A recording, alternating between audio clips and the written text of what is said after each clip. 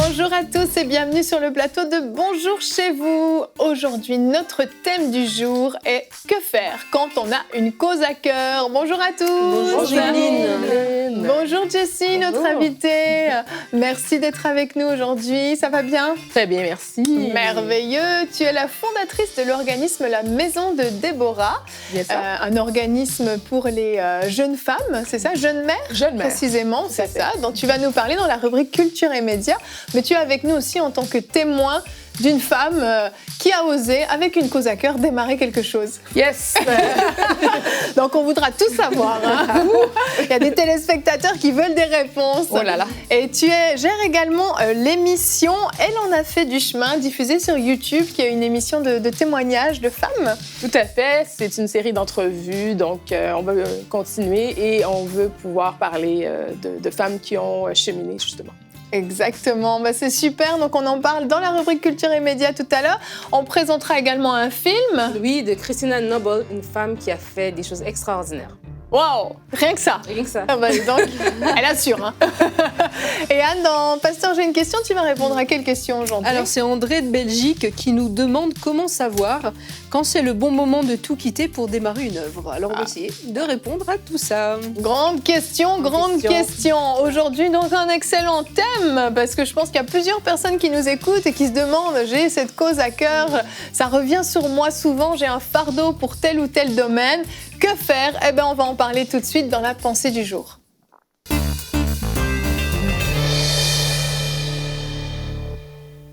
Alors oui, que faire lorsqu'on a une cause à cœur? On pourrait se dire par quoi commencer, je ne sais pas, dois-je faire quelque chose? Oui, je crois que vous êtes la lumière du monde et que Dieu veut vous utiliser. Il a des projets pour votre vie et si vous êtes sur terre, c'est parce qu'il a un dessein, une mission pour vous que vous devez accomplir.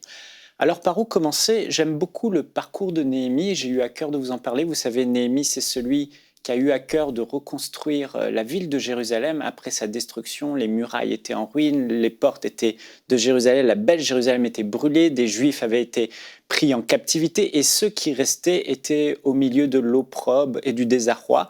Et on voit que Néhémie a suivi un parcours bien particulier et j'aime son parcours parce qu'il n'a pas eu de chose spectaculaire. Il n'a pas entendu une voix audible de Dieu, du moins c'est pas écrit. Il n'a pas eu de visitation angélique, ni vu de buisson ardent, mais pourtant ce qu'il a fait était juste extraordinaire et la main de Dieu était avec lui et ce qu'il avait simplement sur le cœur était bien le fardeau que Dieu avait. Et son histoire nous encourage à nous qui peut-être attendons le truc spectaculaire de nous dire non, Dieu peut vraiment être avec nous. Et c'est un peu ce parcours que j'ai eu à enseigne-moi.com pour EMCI TV aussi. Et voilà, alors rapidement, allons-y. Donc Néhémie, première chose qu'il a faite, c'est qu'il n'a pas étouffé le fardeau qu'il a reçu en retournant aux activités routinières de la vie, mais il a pris un temps à part pour laisser le fardeau de Dieu immerger et envahir son cœur. Et ça, c'est très important. Il est écrit dans Néhémie 1:4.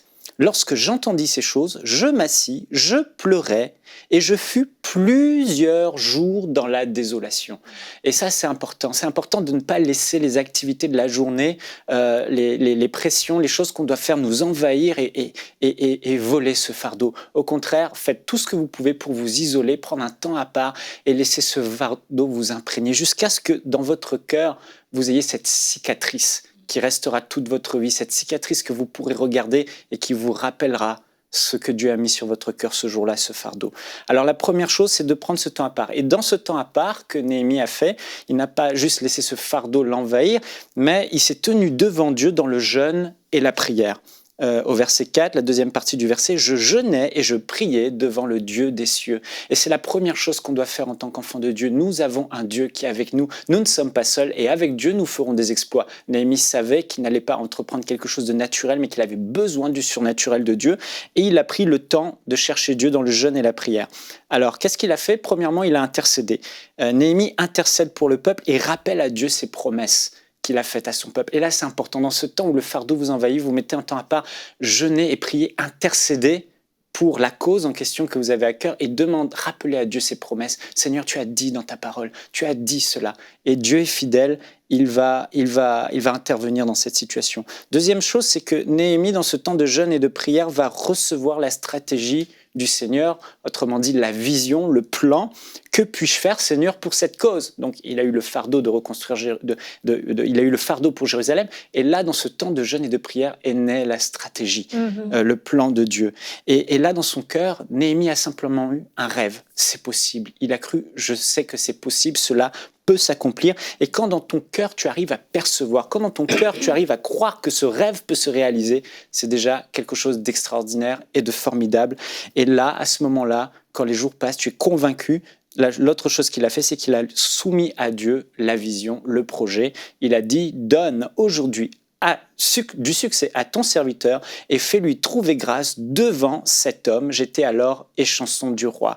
Et on voit que Néhémie était dans une position particulière. Il avait le roi Artaxerxès ou quelque chose comme ça à sa disposition. Donc, il pouvait bénéficier du roi des lettres de passage, des autorisations, de la matière, du bois pour reconstruire et aussi du temps, un congé de son temps. Il était échanson du roi.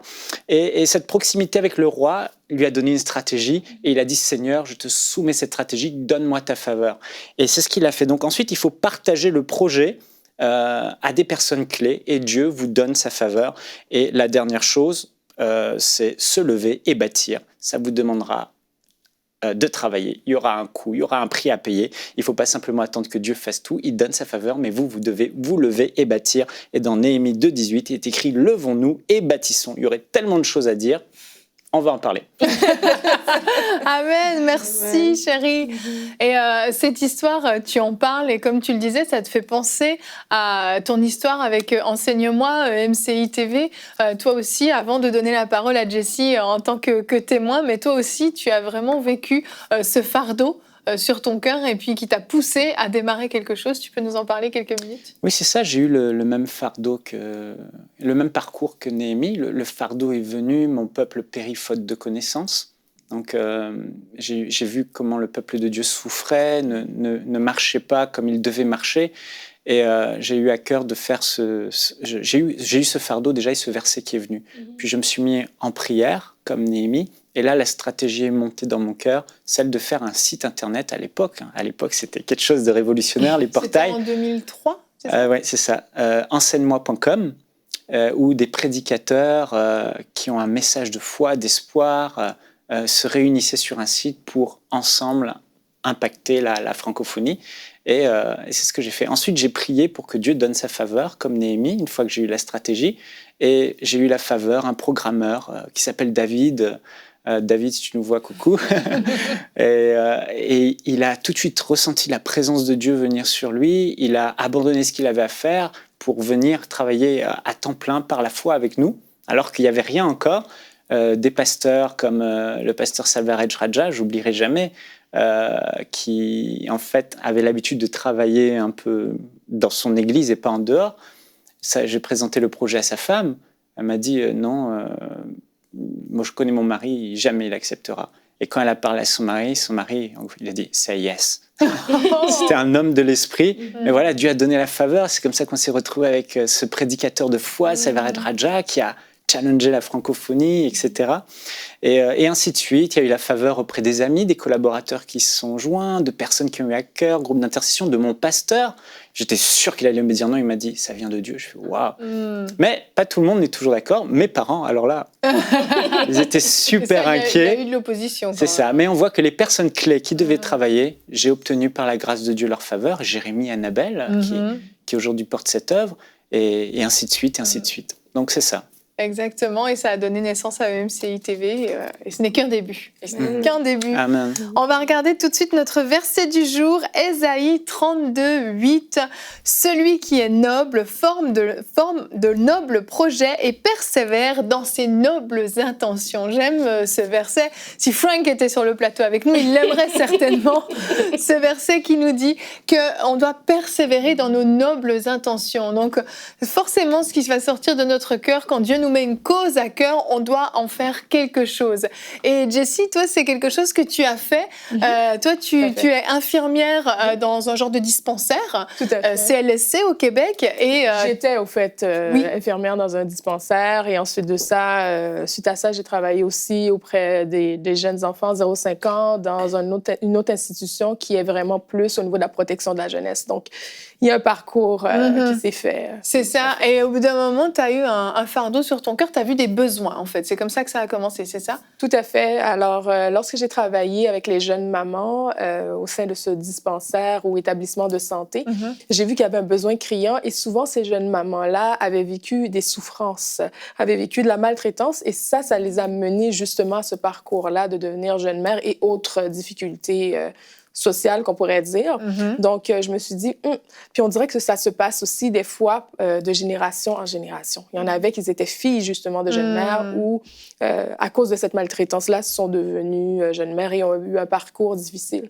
Donc, j'ai eu à cœur de briser cela. Alors, c'est un petit peu de là qu'est venue les racines de la Maison de Déborah. C'est ça, on en parlera plus en détail de tout ce qui est fait dans la rubrique Culture et Médias, mais moi, ce qui intéresse, je pense, nos téléspectateurs, c'est comment tu as trouvé le courage de démarrer quelque chose.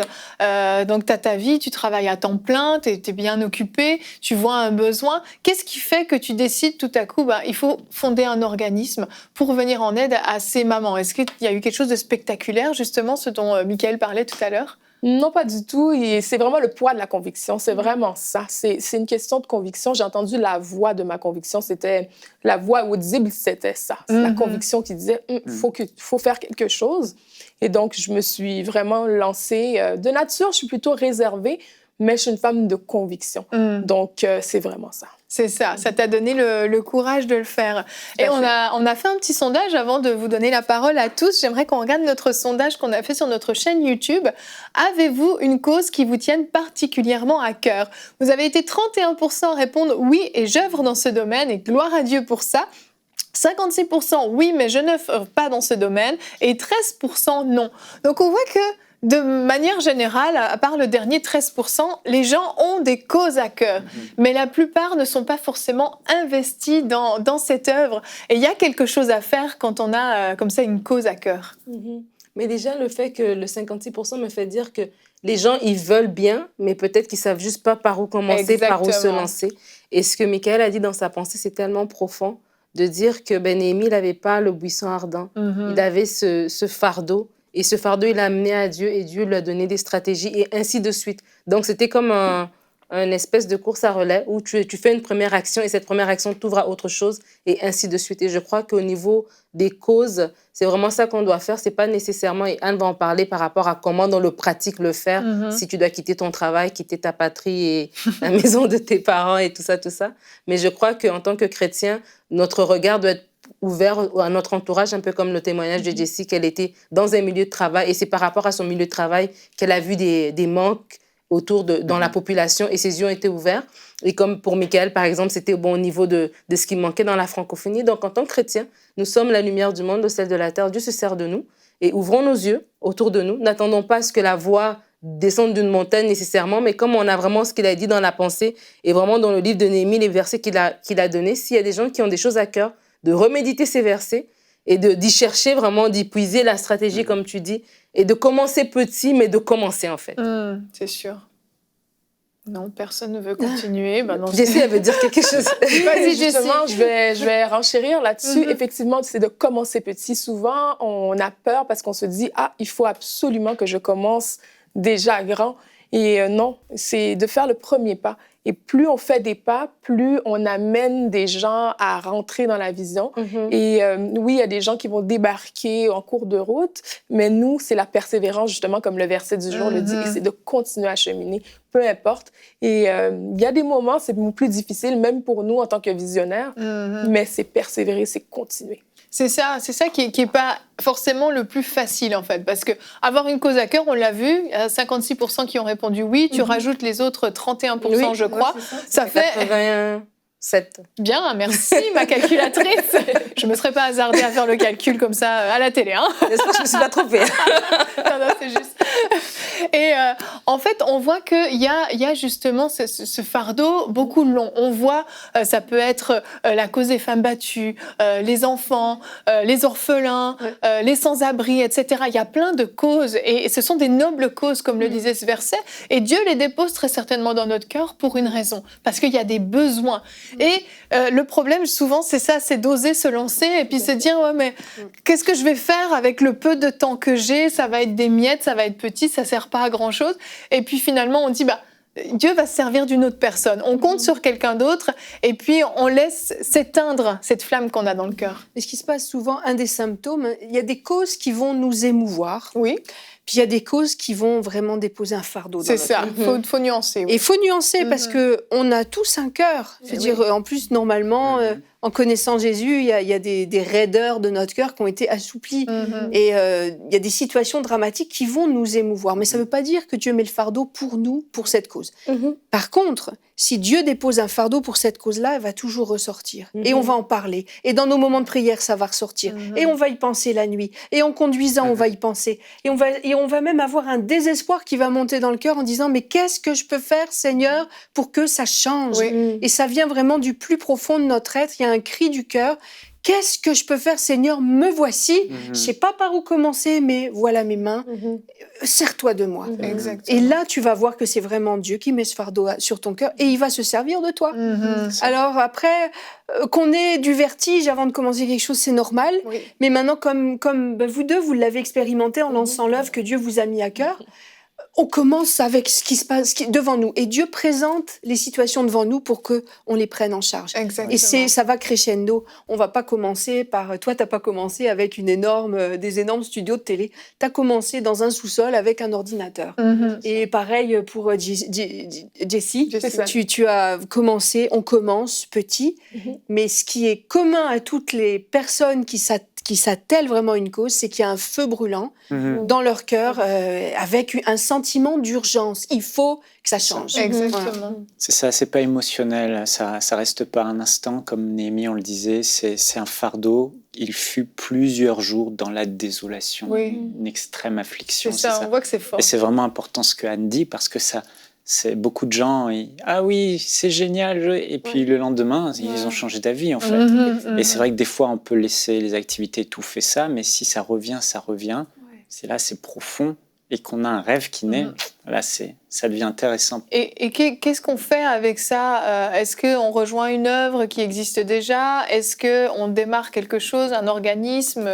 Qu'est-ce qu'on fait? Alors ça, c'est très important, et je pense que les visionnaires seront tous d'accord avec moi, ceux qui portent une œuvre, c'est qu'on bénit tellement le Seigneur pour les dons et les personnes qu'il amène à nos côtés. Amen. Moïse avait Aaron, Josué, qui soutenaient ses bras, et c'est grâce à eux qu'en fait l'œuvre a pu arriver. Et le problème, c'est qu'aujourd'hui, beaucoup veulent être, entre guillemets, le big boss, parfois malheureusement la star, mais il n'y a pas de star dans le royaume de Dieu. C'est Jésus-Christ la star. Il faut être animé des sentiments de Jésus-Christ, l'humilité, l'unité, et se dire, mais je ne vais pas réinventer la roue. S'il y a quelque chose qui existe déjà dans le domaine, moi j'ai des talents. Moi, je vois des choses qui ne vont pas. Moi, j'ai des projets, parce qu'on peut avoir la même vision, mais pour atteindre la vision, il y a maintes projets qu'il faut faire pour arriver à atteindre la vision. Et le projet que je porte sur le cœur, si je l'amène dans cette vision, dans cette structure qui existe déjà, ça va être encore plus fort, encore plus gros. Et c'est ça, j'aime une citation de Mère Teresa, je l'ai notée, elle dit « Vous pouvez accomplir ce que je ne peux pas faire, et réciproquement, ensemble, nous sommes capables de grandes choses. » Donc, la vision d'un autre doit devenir ma vision. Je peux soutenir les bras d'un Moïse. Maintenant, si la chose n'existe pas, oui, il faut certainement que je la crée, encore la demander à Dieu. Et puis, souvent, c'est le problème d'argent, le problème. Oui, mais je vais être salarié, j'imagine qu'on va en parler peut-être dans le punk, je ne sais pas. Mais le bénévolat, c'est puissant dans le royaume de Dieu. Et l'esprit de sacrifice, je veux dire, tu as une vision à cœur, tu es prêt à dormir un peu moins, à te lever un peu plus tôt, à faire des sacrifices. Heures, en fait. C'est ça, on porte le fardeau de Dieu, et le fardeau de Dieu, c'est pas un fardeau égoïste pour nous, c'est pour son royaume, pour les autres. Et donc là, faut se secouer, dire je suis courageux, j'ai des réserves, je vais me donner à fond. Et même si je commence par des bénévolats, je sais qu'à un moment donné, Dieu va pourvoir et je pourrai être salarié. Et Proverbe 22-29 dit « Si tu vois un homme habile dans son ouvrage, il se tient auprès des rois. » Et ça, c'est important aussi de se souvenir de ça, c'est que, écoute, souvent on a peur d'être mis de côté, d'être juste la petite personne qui est inconsidérée dans la structure dans laquelle on arrive. Mais déjà, Dieu est avec nous, et c'est Dieu qui élève, c'est pas l'homme.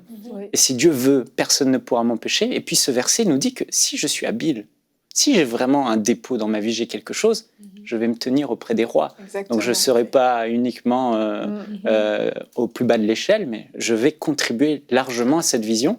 Et je vais avoir la joie d'être un influenceur, un visionnaire, quelqu'un qui impulse. Exactement. Mais il y a quelque chose que tu as dit qui est absolument essentiel, c'est qu'il n'y a pas de francs-tireurs dans le royaume de Dieu. Il n'y a que des équipes. On est un corps, l'Église est un corps, et il y a de multiples talents. Et Dieu ne nous a pas fait pour partir en francs-tireurs ou en mercenaires dans une cause. Et il faut toujours se dire qu'on joue collectif. Quoi qu'on fasse dans l'œuvre de Dieu, que ce soit un orphelinat, une mission, une église, peu importe, il n'y a pas de francs-tireurs dans le royaume de Dieu, il y a des jeux d'équipe. Ceux qui jouent à des sports collectifs, ils savent très bien que tu ne vas pas gagner la Coupe du Monde de football si tu es tout seul sur le terrain. Voilà, il faut être 11 et puis si tu es tout seul, tu es mal pris. Donc l'œuvre de Dieu, c'est la même chose. Il faut vraiment, surtout dans notre époque qui est tellement individualiste, apprendre à jouer collectif. Exactement. Et Anne, je reste avec toi. On va passer à la question de la rubrique Pasteur, j'ai une question. Comment savoir quand c'est le moment de tout quitter pour démarrer une œuvre? André de Belgique nous pose cette question. Alors, c'est déjà arrivé précédemment dans un pasteur, j'ai une question. Tu comprends d'une manière et moi d'une autre. Exactement. C'est très bien. Et c'est bon parce que ça veut dire que on comprend les choses avec notre arrière-plan aussi. Donc là, dans ce que je comprends, c'est que André de Belgique nous demande quand c'est le moment de tout quitter pour démarrer une église locale. Moi, j'ai compris ça comme ça. Toi, tu as compris ça en tant qu'œuvre en général. Donc moi, je vais répondre vraiment à cet aspect démarrer une œuvre locale, une église locale. Qui est aussi une cause. Qui est aussi une cause, exactement. Et je voudrais déjà dire que dans son expression, je vois déjà un mythe, le moment de tout quitter pour. Et ça, c'est vrai pour démarrer une œuvre locale, mais c'est aussi vrai pour démarrer une œuvre comme vous avez démarré, c'est-à-dire que ça vient pas du jour au lendemain sur un claquement de doigts, bam, je quitte tout et je fais autre chose. C'est progressif, il y a un fardeau qui va grandir dans notre cœur, il y a des situations que Dieu va mettre devant nous, des gens, des relations qui vont nous aider à mettre en œuvre ce projet. Et c'est rare que ça vienne en un claquement de doigts, du jour au lendemain, je quitte tout et je pars dans une œuvre. Ça va grandir, ça va, comme tu disais, prendre peut-être mes matinées, mes soirées, je vais me lever plus tôt, je vais me coucher plus tard. S'il s'agit d'une œuvre locale, je vais m'impliquer de plus en plus et de plus en plus jusqu'à ne plus pouvoir mener de front ce que je faisais avant et ce que je fais maintenant. C'est ça c'est important quand même. Voilà. Ça, c'est l'élément déclencheur un peu. Pour moi, c'est l'élément déclencheur, quelle que soit l'œuvre, que ce soit une œuvre locale, un engagement à ouvrir une œuvre locale ou lancer une œuvre quelconque dans le royaume de Christ, il y a comme un fondu enchaîné. Sur un coup de tête, j'ai rarement vu quelque chose qui marche. Parce qu'il y a d'abord forcément un fardeau dans notre cœur qui s'installe. Et ça vient pas du jour au lendemain. Il y a une prise de conscience et ensuite Dieu fait grandir le fardeau. Et ensuite des mesures à prendre, des implications à avoir. Et c'est pas... tiens, je vais tout quitter parce qu'on m'a prophétisé dimanche dernier que je vais ouvrir un orphelinat. Parce qu'il y a des gens qui font ça. C'est vrai. Ils entendent quelqu'un prophétiser, ils le prennent pour eux et ils quittent tout et au revoir et ça va dans le mur. Et on en a vu beaucoup. Il y a beaucoup de... C'est ça. Et la première sagesse à avoir, c'est de faire ce fondu enchaîné. Faut que ça s'installe tranquillement dans ma vie, dans mon quotidien et devenir une évidence, non seulement pour moi, mais pour mon entourage. Parce que tu as forcément, si tu as un fardeau, tu as la passion qui va avec. Alors tu vas en parler, tu vas poser des questions aux gens, tu vas peut-être aller à des conférences spécialisées, tu vas aller rencontrer des gens qui sont déjà dans le domaine. Donc ton entourage, ça va pas le surprendre. Je veux dire, c'est une évidence. C'est une évidence, ça fait des années qu'ils nous en parlent, c'est normal. Et donc je pense que là, c'est le premier point. Et puis on a un exemple biblique de personnes qui ont été envoyées pour œuvrer. Alors je vais vous le lire, c'est dans Actes 13. Il est dit, il y avait dans l'église d'Antioche des prophètes et des enseignants. Barnabas, Siméon, appelé le Noir, Lucius de Cyrène, Manahem, qui avait été élevé avec Hérode le tétrarque, et Saül. pendant qu'ils rendaient un culte au Seigneur et qu'ils jeûnaient, le Saint-Esprit leur dit « Mettez-moi à part Barnabas et Saul pour la tâche à laquelle je les ai appelés. » Vous voyez les termes clés là-dedans. Alors, après avoir jeûné, prié, posé les mains sur eux, ils les laissèrent partir. Amen. Alors là, il y a tout là-dedans. Il y a tout. C'est vrai, c'est le modèle parfait. Parce qu'on les voit qui cherchaient la face de Dieu, ils jeûnaient, ils cherchaient le conseil de Dieu. Le Saint-Esprit parle, mettez-moi à part ces gens-là. Et je les ai appelés, ils ont jeûné, prié et posé les mains sur eux et les laissèrent partir. Et donc, ils ne sont pas partis tout seuls, ils sont partis à 2. Et ils sont partis à 2 après qu'on leur ait imposé les mains. Donc, en fait, ils ont été envoyés par l'œuvre locale. Et il y a un point qui est important sur lequel je voudrais insister. D'ailleurs, tu l'as dit dans ton exemple tout à l'heure. Ton pasteur était d'accord. Il y avait des autorités spirituelles qui ont mis un sceau sur ton appel, sur ce fardeau que tu avais pour cette œuvre. Et ça, c'est un point qui est commun à toutes les œuvres qu'on lance, que ce soit une église locale, que ce soit une œuvre, un orphelinat, une télé ou votre ministère. Il y a toujours une approbation de nos autorités que Dieu a placées au-dessus de nous. On ne part pas en individu, en franc-tireur sur un coup de tête parce qu'on a envie de faire le big boss. On part avec une approbation spirituelle, avec le Saint-Esprit qui s'exprime dans l'affaire et nos autorités spirituelles qui confirment et nous envoient. Il y a aussi d'autres critères qui montrent qu'on est prêt, puisque là, il dit comment savoir quand c'est le moment. Ben, ça se prépare, non seulement le fardeau va grandir, mais il y a aussi nos qualités personnelles qui vont se développer. Et là, j'ai peut-être pas le temps de vous le lire en entier, mais vous irez regarder les qualités que Paul explique à Timothée dans 1 Timothée 3, 1 à 7, et aussi dans 1 Timothée 4. Et juste pour vous les résumer, il a dit déjà qu'il fallait être un modèle. Si on est bancal et qu'on boite des 2 pieds, ça ne marchera pas. Il faut être un modèle dans l'œuvre locale. Il faut s'appliquer à la lecture, à l'exhortation et à l'enseignement. Il faut des gens qui soient appliqués à se former dans la parole de Dieu, quel que soit notre appel. Toi, avant de lancer le site internet, tu te réjouissais de lire la parole de Dieu et tu t'enseignais toi-même. Il faut, comme je l'ai dit, dépendre d'une autorité qui a reconnu notre appel. Il faut persévérer, parce que c'est là ce qui va montrer que c'est quelque chose de durable et qui tient sur la durée. Si tu as un projet aujourd'hui, puis que dans 6 mois, il n'est plus là, à mon avis, c'était pas un fardeau que Dieu avait mis sur ton cœur. Un fardeau, ça reste et il faut persévérer. Et enfin, je dirais que si vous avez à cœur de démarrer une œuvre, si vous voulez savoir si c'est le bon temps, conformez-vous déjà aux critères donnés par la parole de Dieu, que je viens de vous donner en rapide. Soyez zélés, obéissants, portant déjà du fruit dans votre église locale, sous la responsabilité des personnes placées par Dieu pour vous encadrer. Et soyez obéissants, patients, persévérant, et le temps favorable arrivera comme une évidence pour tous. Voilà. Merci Anne pour cette très bonne réponse. Merci beaucoup. Si vous avez d'autres questions à nous envoyer, vous pouvez nous écrire à l'adresse pasteur.j'ai-une-question@emcitv.com. On continue maintenant avec la rubrique Culture et Médias.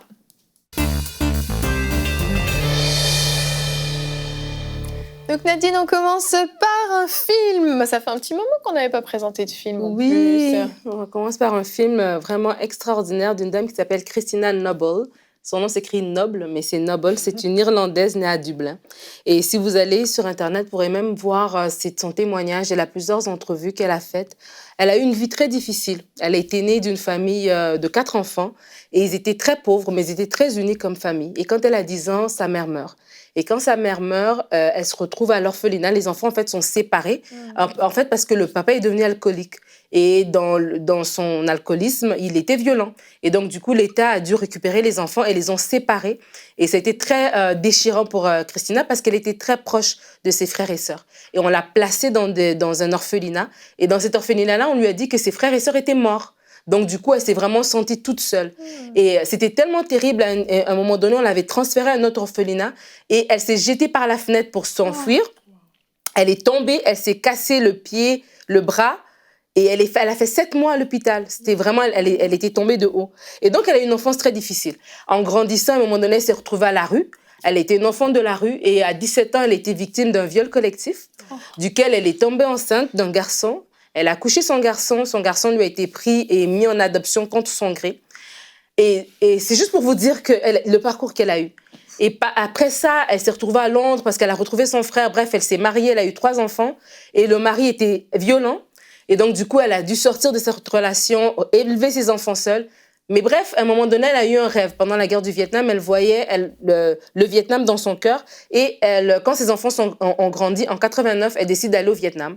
Alors qu'elle ne sait pas parler la langue, elle ne connaît personne, elle se bat avec les procédures administratives. Et en 91, elle ouvre un orphelinat. Et elle a créé des centres d'accueil depuis, des écoles. Elle a aidé au-dessus de 700 000 enfants depuis la création de son œuvre, le Christina Noble Children's Foundation, association pour l'enfance, qui travaille au Vietnam et en Mongolie. Elle a aujourd'hui 74 ans. Et on va regarder, il y a un film qui est sorti un peu de toute sa vie. On va regarder un extrait du film de Christina Noble. Il a été porté à notre connaissance un cas particulièrement préoccupant d'absentéisme et de grave négligence parentale. Il recommande que les enfants soient envoyés dans des institutions séparées afin qu'ils reçoivent chacun assistance.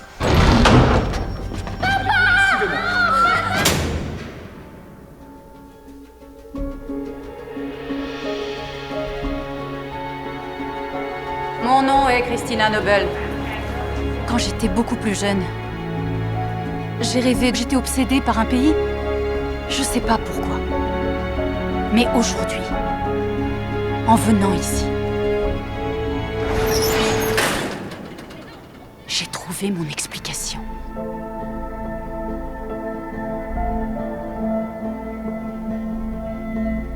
Je dois trouver un moyen de venir en aide à ces enfants.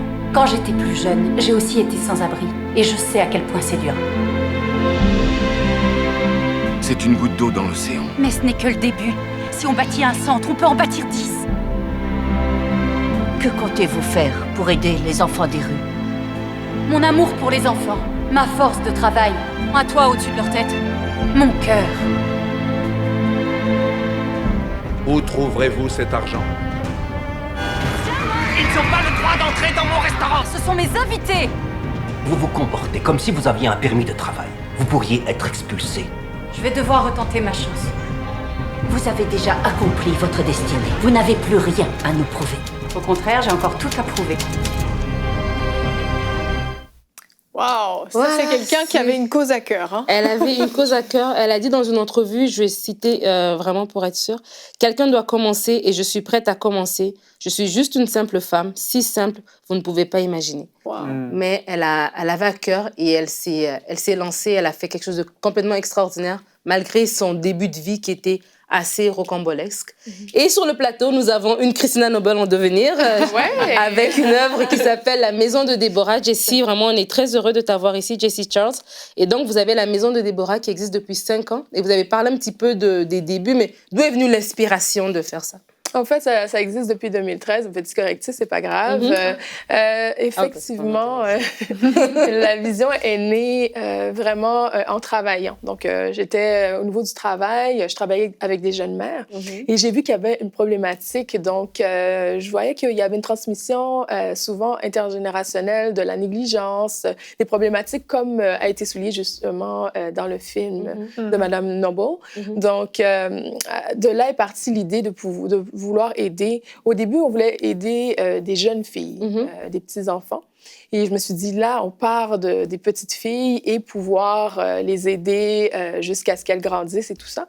Et en parlant du projet, on s'est rendu compte que c'était plus réaliste d'aider des jeunes femmes et des jeunes mères. J'avais toujours ça à cœur, puisque ma maman elle-même a été jeune mère avec mon grand frère. Donc, il y a un côté professionnel qui a inspiré le projet et le côté aussi personnel, effectivement. Donc, il y a ces deux côtés-là qui ont influencé et qui ont amené ce projet-là à germer dans mon cœur. Donc, voilà. OK. Et donc là, Maison Déborah, vous avez un site, lamaisondéborah.com, et vous faites plusieurs actions auprès des mamans, des jeunes filles, mères. Souvent aussi, vous avez fait une action pour bébé à venir, pour faire un baby shower, ramasser des choses pour les enfants. Opération Bébé arrive, on voit ça ici. Est-ce que vous pouvez me dire un peu plus sur ce que vous faites sur le terrain en ce moment? Tout Tout à fait. Donc, au fait, on a fait l'opération Bébé arrive. C'était un petit versant pour pouvoir donner, en fait, des vêtements et du matériel à des jeunes mamans qui étaient dépourvues de moyens et qui se retrouvaient justement en situation de monoparentalité. On sait que c'est précaire, c'est une situation précaire au niveau économique. Et au lieu même d'aller acheter, parce que nos moyens étaient quand même très limités, on recueillait des dons. Et justement, on faisait des dons pour donner justement à des jeunes mamans. Donc, ça a fait la joie de quelques jeunes mères. Et par la suite, on a fait un shower justement pour une jeune maman. Donc, les photos vont défiler. Vous allez pouvoir voir les photos du shower. Donc, on en a fait un à date. Et puis, on a fait plusieurs Noëls. On a pu donner des cadeaux à des jeunes mamans et leurs enfants. En fait, c'est aux enfants qu'on donnait les cadeaux. Alors, ça a fait de la joie. Là, vous voyez, cette année, en 2018, en fait, là, on a fait la joie des jeunes mamans. Au lieu de le faire dans une salle, on s'est déplacé dans une école. Donc, à ce moment-là, ça diminue les frais. Et ce qui est bien, c'est que vous aidez les femmes, les jeunes mères, physiquement, matériellement, je veux dire, avec des choses tangibles, comme des choses pour le bébé ou les cadeaux de Noël. Mais aussi, vous avez un volet où est-ce que vous faites des conférences inspirationnelles pour les booster, en fait, à s'en sortir. Exactement. Et on a eu, je peux pas dire la chance, mais on a pu avoir la bénédiction d'avoir une dame américaine qui s'appelle Antonina L. Griffin, avec qui j'ai pris contact et qui est venue donner des conférences. Donc, elle est venue 3 fois à Montréal. C'était vraiment édifiant. C'était ouvert à toutes femmes, à des femmes tout azimut. Et on a eu aussi une des conférences qui était pour faire connaître la Maison Déborah et aussi relever des fonds. Donc, on a eu une pléiade d'artistes en plus de sa conférence aussi. Et on a eu aussi un homme qui est maintenant député qui était présent aussi. Donc, vraiment une belle brochette de personnes qui sont autour de cette vision. Et quelles sont les actions à venir, justement, pour la Maison de Déborah, pour les gens qui vous écoutent et qui se disent, oui, les jeunes filles mères, ça touche mon cœur, je vais vous aider. C'est à quoi est-ce que vous aspirez pour 2019 et à venir? Donc, au fait, la Maison Déborah, c'est une maison d'hébergement qu'on veut ouvrir. Donc, c'est vraiment notre grand rêve. Et pour 2019, on veut s'atteler pour le financement. Et maintenant, on a un gestionnaire de projet. Donc, on veut travailler activement avec lui et se mettre en lien avec des partenaires qui vont pouvoir nous permettre de vraiment mettre cette vision-là, de vraiment concrétiser cette vision. C'est une maison d'hébergement donc, qui accueillerait des jeunes filles mères pendant leur grossesse et même après, c'est ça? Exactement, exactement. Et j'ai eu la chance de pouvoir visiter une maison qui s'appelle Mercy Multiplied. Justement, je suis allée à Nashville, Tennessee, pour aller voir une maison. Au fait, cette maison-là, elle héberge des jeunes mères, mais en fait, qui ont donné leur enfant en adoption. Et donc, elles sont là et elles sont encadrées. Et en fait, il y a tout un groupe d'intervenants qui prient pour elles.